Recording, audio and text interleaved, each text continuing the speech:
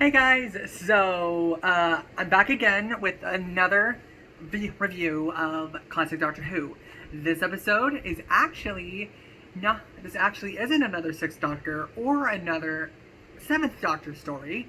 It is actually the first episode of the Tom Baker era, Robot.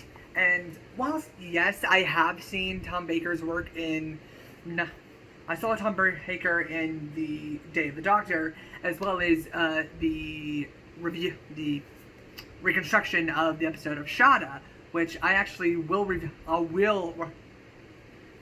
watch that episode again and then tell you what I think later. But as of right now, I have just finished watching Robots, and like I first I want to say Liz Sladen, she Sarah Jane Smith, she was quite the character, even at this time. Like, yes, I got to a good bit of her character in um, uh, the episode she was in with David Tennant, but this episode was arguably like when she was at her peak with the Fourth Doctor, because I'm pretty sure that's the last one she was with before she left the classic series. But anyways, on to the Fourth Doctor himself. Like Tom Baker, despite the fact that this is like his newly regenerated episode, like you can tell that like he's already in his element, like right from the get go, and like a few times in this episode he actually challenged the Brigadier and for like power control, and like I've seen the Third Doctor like interacting with Brigadier as well, because I've seen his first episode, and this episode's quite clearly structured to be a Third Doctor episode, but with the Fourth Doctor. However, like Tom just brought his own spin to the episode, and quite frankly, I can see why Tom Baker is on a lot of people's favorite Doctors lists. But I haven't seen enough of him to put that to say that I can do the same. So I need to watch a good bit more of Tom Baker in order to grasp him as a favorite Doctor, because I've seen a good bit of McCoy. I've seen a good bit of Colin Baker, all of the modern Doctors, and so that's like some of the things that I can critique about it.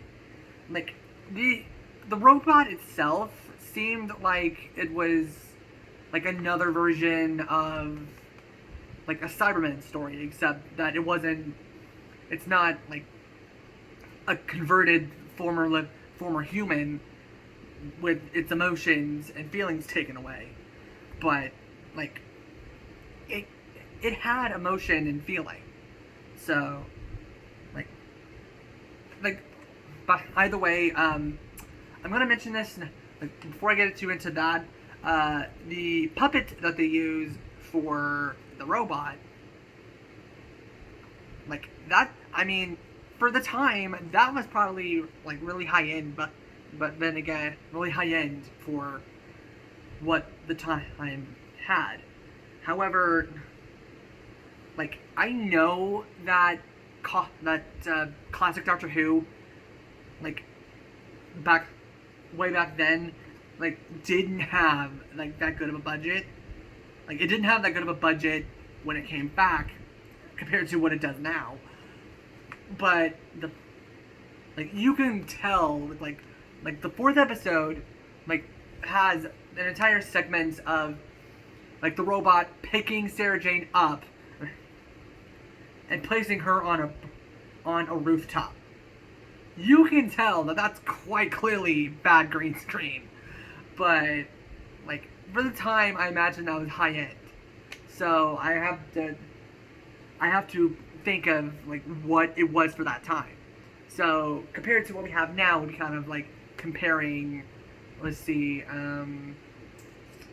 Speed Racer, like the anime, to like something like a Yuri on Ice. Like they're completely different. So it's like night and day. So I can't exactly make the comparison. However, I can make the comparison of like the overall premise. Like I've said before, I've noticed that this quite clearly is a Third Doctor story since I have seen some of his adventures. And Tom Baker's era, I know, like he goes all over the place when it comes to his 8-year run of being the Doctor from 1974 all the way to 1981. That's a good bit of time. What you'll note,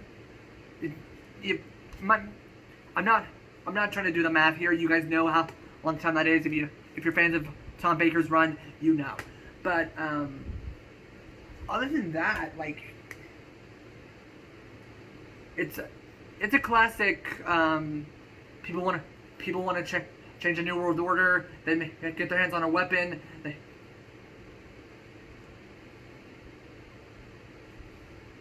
They take out the bad guy, and the Doctor flies on the TARDIS at the end of the episode. Standard procedure for classic era, especially like for the early parts of the Third Doctor era, which is I've said before, and sorry for beating a dead horse, but it has to be said. Like, I can see why Clever Dick Films, who I first learned the behind-the-scenes history of classic era before I was able to see some of it for myself.